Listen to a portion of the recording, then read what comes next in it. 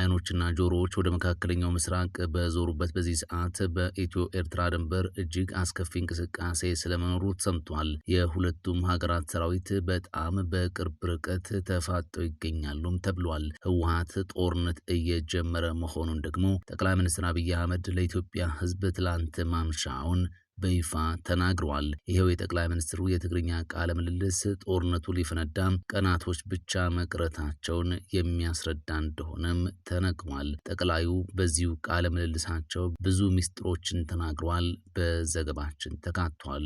የኢራኑ ጦርነት አድማሱን ባሰፋበት በዚህ ሰዓት ፕሬዝዳንት ኪም ጆንጉን ለእስራኤል አንድ ሚሳኤል በቂ ነው በማለት ለኢራን ያላቸውን ድጋፍ በመግለጽ በይፋ ጦርነቱን ተቀላቅለው ብቅ ብለዋል። ይህ ኢትዮ ፕላስ ነው። ኢትዮ ፕላስን ሰብስክራይብ፣ ቪዲዮዎቹን ደግሞ ላይክ እና ሼር በማድረግ ጥቂት ደቂቃዎችን ከኛ ጋር እንድታሳልፉ በአክብሮት እንጋብዛችኋለን።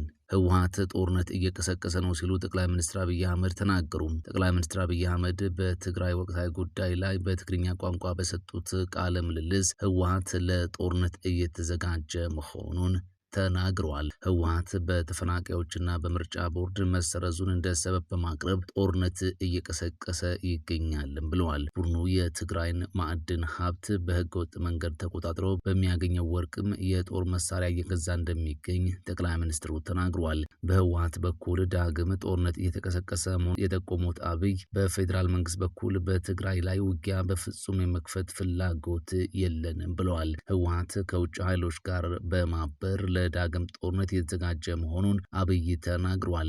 የትግራይ ህዝብ በተለይም ወጣቱ እምቢ ለጦርነት ማለት አለበት ሲሉም ጥሪ አቅርበዋል። በንግግር ይሁን በተግባር ወደ ግጭት ከሚወስዱ ተግባራት መቆጠብ ይገባል የሚል ምክረ ሀሳብንም ለቡድኑ ሰዎች በይፋ ተናግረዋል። ጠቅላይ ሚኒስትር አብይ ህወሓት ለዳግም ጦርነት ቅስቀሳ እየተጠቀመባቸው ያሉ ጉዳዮች ከሞላ ጎደል መፈታታቸውንም ጠቁመዋል። አሁንም ችግሮች ሆኗል ካሉት ወልቃይት ውጪ ከፕሪቶሪያው ስምምነት በኋላ እንደ ጠለምትና ራያ ባሉ አካባቢዎች ተፈናቃዮች ሙሉ በሙሉ ተመልሰዋልም ብለዋል። ጠቅላይ ሚኒስትር አብይ አህመድ ብዙዎች ባቀረቡላቸው ጥሪ መሰረት ለትግራይ ህዝብ ትላንት ማምሻቸውን ጥሪ አቅርበዋል። በክልሉ ጦርነት ዳግም ይቀሰቀሳል በሚል ስጋት ብዙዎች ጠቅላይ ሚኒስትር አብይ አህመድ በትግርኛ ቋንቋ ህዝቡ እንዲረጋጋ መልእክት ያስተላልፉ በሚል ጥሪ አቅርበው እንደነበር ተነግሯል። ለዚህም ይመስላል ጠቅላይ ሚኒስትር አብይ ከመንግስታዊ የዜና አገልግሎት ጋር ቃለ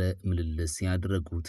ጠቅላይ ሚኒስትሩ እንደሚታወቀው ህወሓት ወደ መሬት መውረድ የማይችል አስተሳሰብ ይዞ ያረጀ ኃይል ነው ሲሉ አጣጥለውታል። ህወሓት ለአዲስ ጦርነት እየተዘጋጀን የሚል መረጃ በዚህ ሰዓት እየተናፈሰ ነው። በዚህ ጉዳይ ዙሪያ ምን ይላሉ በሚል ለቀረበላቸው ጥያቄ ሲመልሱም የትግራይ ህዝብ ልማት፣ ሰላም ይገባዋል፣ ሰላምና ልማትም ይወዳል ሲሉ መልሰዋል። ለዚህ ደግሞ ሰላምና ልማት ለማምጣት ታግሏል ሲሉ ነው የተናገሩት። በአንጻሩ ድጋሚ ጦርነትና ውድመት አይገባውም የሚል እምነት እንዳላቸው አንስተዋል።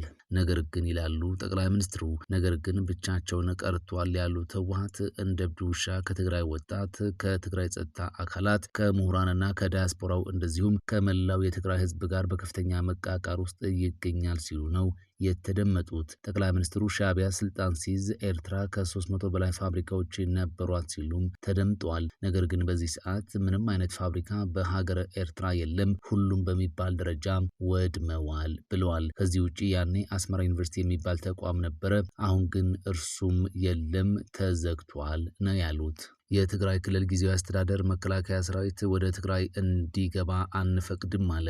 ከቀናት በፊት ጀነራል አበባው ታደሰን ጨምሮ ከፍተኛ ወታደራዊ መኮንኖች በጋምቤላ ክልል ተካሄደ በተባለ ውይይት ላይ መከላከያ ሰራዊቱ የቀድሞ ይዞታዎቹን ማለትም የሰሜን እዝ ካምፖችን መልሶ እንዲቆጣጠርና በኢትዮ ኤርትራ ድንበር ያለውን አካባቢም ይረክባል ሲሉ መናገራቸው ይታወሳል። በቅርቡ ጀነራል ታደሰ ወረደ ሰራዊቱ ትግራይ እንዲገባ አልተስማማውም ሲሉ በጽህፈት ቤታቸው በኩል አስተባብለው እንደነበር የሚታወስ ሲሆን ዛሬ በወጣ መረጃ ደግሞ የጊዜያዊ አስተዳደሩ ምክትል ፕሬዝዳንትና የህወሓት ምክትል ሊቀመንበር የሆኑት አቶ አማኑኤል አሰፋ ችግሮቻችን ሳይፈቱ መከላከያ ሰራዊቱ ወደ ትግራይ አይገባም ብለዋል። አሁን ትግራይ የፌዴራል ስርዓቱ አካል አይደለችም፣ ወኪልም የላትም ያሉት አቶ አማኑኤል ትግራይ ወደ ህገ መንግስታዊ ስርዓቱ ሳትመለስ መከላከያ እንዲገባም አንፈቅድም ብለዋል። ይሁን እንጂ አቶ አማኑኤል እስካሁን መከላከያ ሰራዊቱ ወደ ትግራይ ክልል ለመግባት ከፌዴራል መንግስቱ በይፋ የቀረበ ጥያቄ የለም ብለዋል።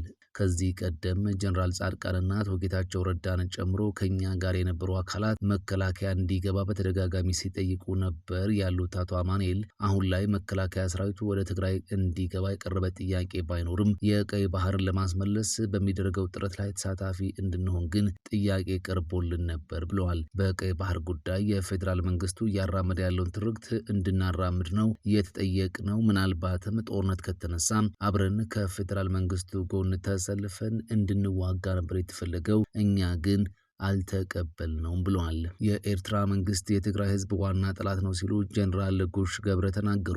የኤርትራ መንግስት የትግራይን ህዝብ የሚወድ ከሆነ በኃይል ከያዛቸው ግዛቶች በመልቀቅ በተግባር ያሳይም ብለዋል። የካቲት 23 ቀን 2018 ቲቢኤስ ከተባለ የዩቲዩብ ቻናል ጋር ቆይታ ያደረጉት የቀድሞ የትግራይ ኃይሎች ከፍተኛ አመራር ብርጋዴር ጀነራል ጉሽ ገብረ የኤርትራ መንግስት እስካሁን ከ12 በላይ የኢትዮጵያ ትግራይ ክልል ግዛቶችን በኃይል ይዞ ይገኛል ብለዋል። በዚህ ሰዓት የኤርትራ መንግስት በኃይል ከያዛቸው ስፍራዎች መካከል ኢሮብ፣ ዛላምበሳ፣ እንደ ሀወርያ፣ ሰብአ፣ ባድመ፣ አዲ ጸጸር፣ አዲ አሰር፣ አዲ ታህሉና ሌሎች በማለት ጀነራሉ ጠቅሰዋል። ህወሓት ከሻዕቢያ የፈጠረው ጽምዶ የተሰኘው ግንኙነት አምርረው የተቹት ጀነራል ጉሽ ግንኙነቱ አፍራሽ፣ የማይረባ፣ የትግራይ ህዝብ ለዳግም ጦርነት የሚጥድ በማለት ውድቅ አድርገውታል። ጽምዶ ሰላም አይደለም፣ ህዝብ ከህዝብ የሚያገናኝ ሳይሆን ጥምረት ፈጥሮ የኢትዮጵያን መንግስት ለመውጋት ያለመም እኩይ ፕሮጀክት ነው በማለት ኮንነውታል። የትግራይ ህዝብና ሰራዊት ህወሓትና ሻዕቢያ የፈጠሩት ጽምዶ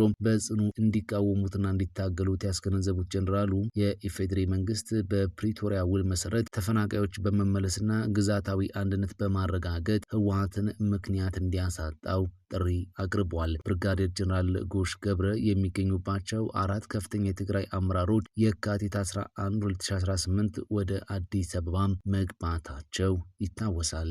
ለእስራኤል አንድ ሚሳኤል በቂ ነው ሲሉ የሰሜን ኮሪያው ፕሬዝዳንት ኪም ጆንግ ኡን ተናገሩ። ለእስራኤል አንድ ሚሳኤል በቂ ነው በማለት ለኢራን ያላቸውን ውግንና ተናግረዋል።